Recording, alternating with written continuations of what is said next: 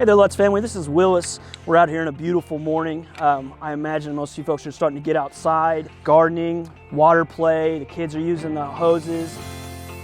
Being outside in this beautiful weather, you're going to be using the water outside in your home. And I want to talk to you about a potential water hazard in your home that you might not even think about. We had this amazing freeze over the winter. What happens is if it freezes and bursts this outside pipe, you're not going to know it until you open up your hydrant. I want to show you exactly what I'm talking about. The first thing you're going to notice is when you open your hydrant up, there's going to be really low flow.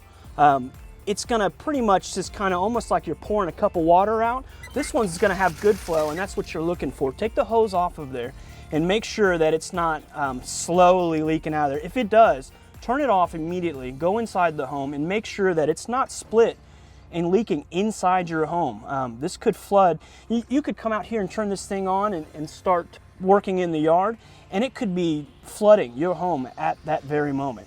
So if there is low flow, turn it off, make sure you're not leaking inside.